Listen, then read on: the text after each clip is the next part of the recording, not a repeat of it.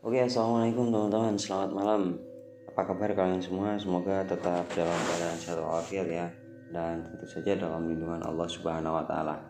Di kesempatan pada malam hari ini, aku mau ceritakan sebuah kisah horor pendakian yang mana dialami oleh sebut saja namanya si C. Oh ya, nama ini kenapa aku sebut si C? Karena dia tidak mau disebutkan namanya. Jadi sebelum ke videonya, buat teman-teman silahkan like video ini dan share ke teman-teman kalian, serta subscribe channel ini dan nyalakan tombol notifikasinya biar kalian mendapatkan notifikasi ketika aku upload video-video terbaru. Sebelum itu, langsung saja kita ke ceritanya. Jangan tonton sendirian.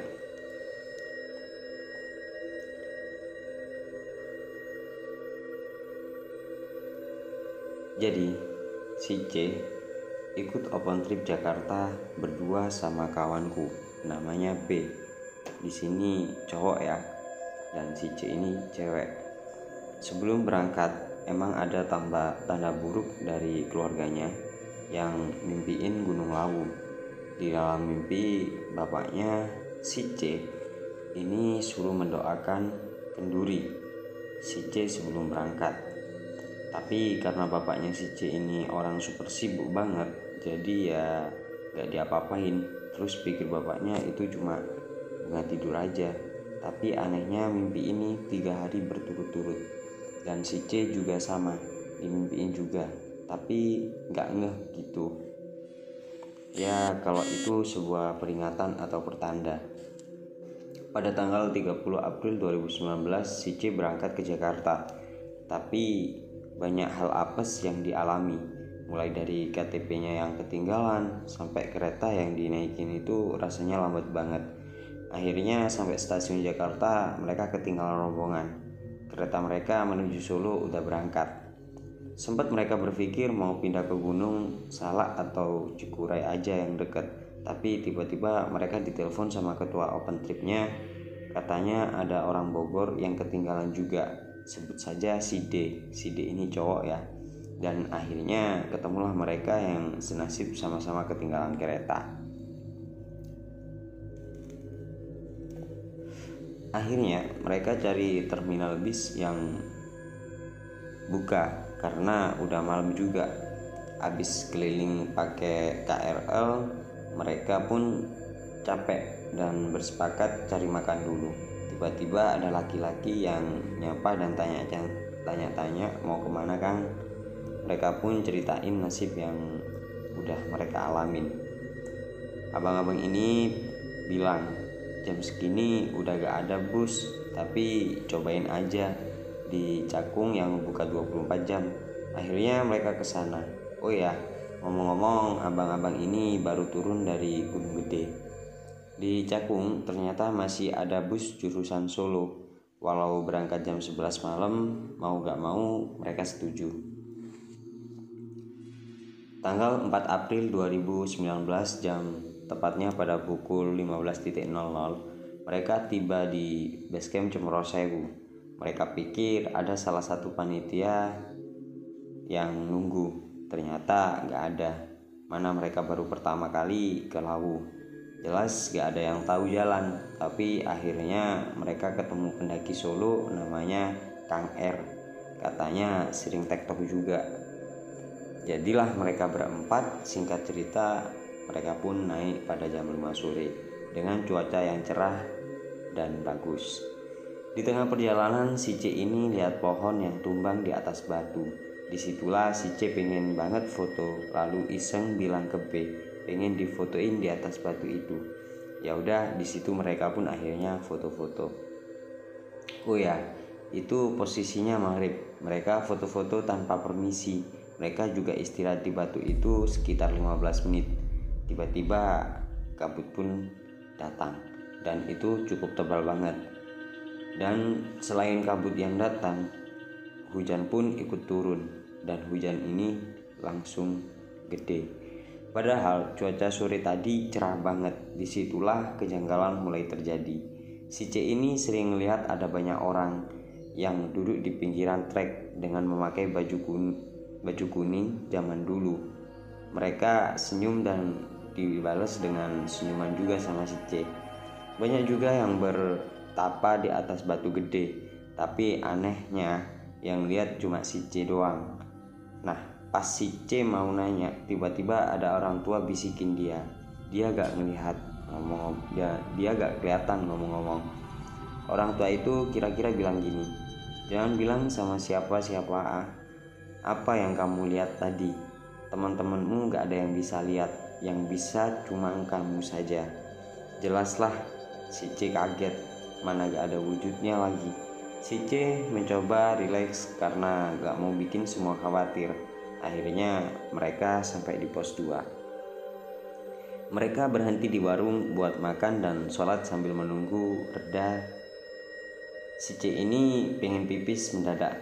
Dia izin sama anak-anak dan dia bilang ke belakang warung, dan ibu warung nyamperin terus bilang pakai bahasa Jawa, jaga dirimu, ini hujan yang gak baik, ini bukan hujan biasa. Si C pun akhirnya bingung dong karena diomongin sama pemilik warung seperti itu. Singkat cerita, mereka lanjut karena udah malam jam 8. Pas mereka berangkat, ibu-ibu warung tadi ngeliatin si C dengan tatapan yang gak biasa orang lihat, kayak akan terjadi sesuatu. 1 jam berlalu, belum juga kelihatan pos 3. Tiba-tiba ada anak kecil minta gendong si C dong. Terus ada orang tua yang bisikin lagi, kira-kira gini, gendong aja sampai dia turun sendiri, ini salahmu juga. Ya bener aja, salahnya si C tadi. Ternyata dudukin batu gede yang ditumbuhi pohon tadi, ternyata ada anak kecil yang gak sengaja didudukin sama si C dan gak minta maaf. Karena saking takutnya nih, si C gak tahu mau ngapain dan pengen cerita ke anak-anak yang lain. Kalau di gunung kan gak boleh ya cerita aneh-aneh kecuali di bawah. Dia pun akhirnya memutuskan gak cerita sampai si C ini keadaannya benar-benar lemah, mual, pusing, punggungnya sakit, capeknya memuncak banget. Gak tahu kenapa si C akhirnya bilang ke anak-anak kalau dia gendong anak kecil di punggungnya. Mereka semua pun cemas dan takut, apalagi si B ini yang sering muncak bareng si C. Dia paham juga gimana sih si C. Akhirnya carrier si C ini dibawain sama si B dan akhirnya anak kecilnya menghilang.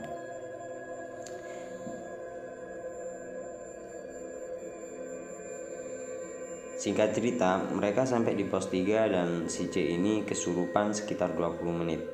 Terus sembuh. Lalu mereka lanjut jalan. Nah, anehnya si C ini masih kesurupan sampai pos 5. Anak-anak gak sadar itu kalau si C masih kesurupan. Nah, tadinya kan mau camp di pos 3 tuh ataupun pos 4. Karena si C ini ditanyain ngawur dan si B kan paham sama si C, jadi menurut dia gak baik di situ. Sampai di pos 5 si C sadar dan bilang kalau dia lihat Alfi. Buat teman-teman yang gak tahu Alfi itu salah satu pendaki yang hilang dan sempat viral beberapa bulan yang lalu.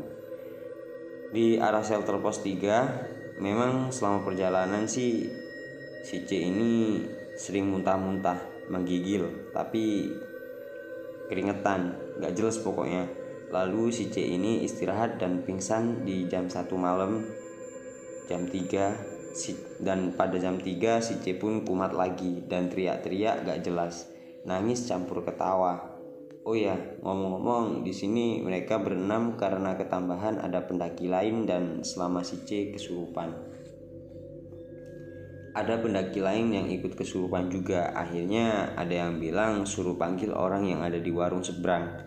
Bapak itu bilang, keluar sana daripada saya panggil Eyang.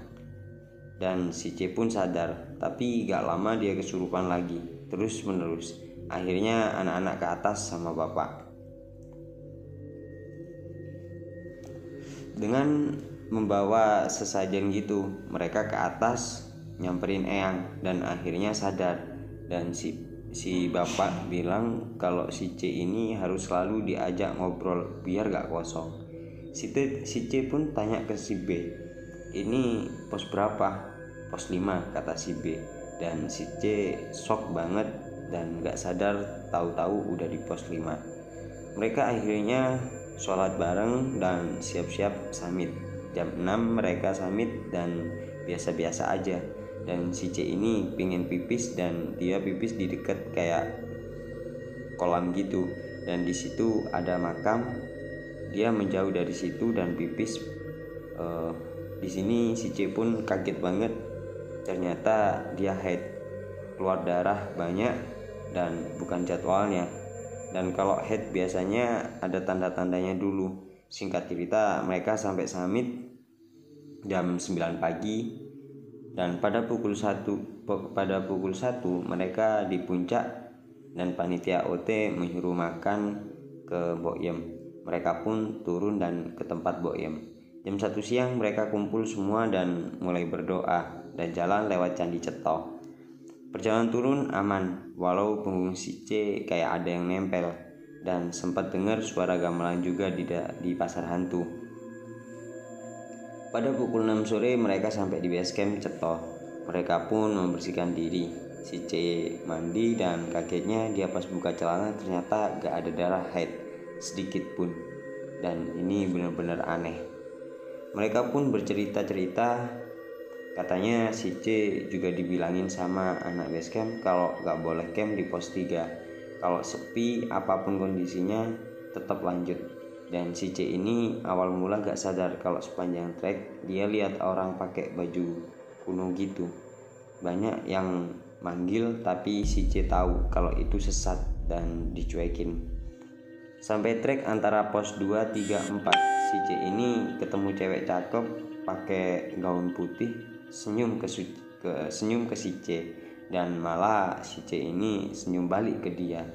Alhasil dia ngikutin si C dan untungnya ada orang tua yang selalu bisikin si C padahal gak tahu siapa.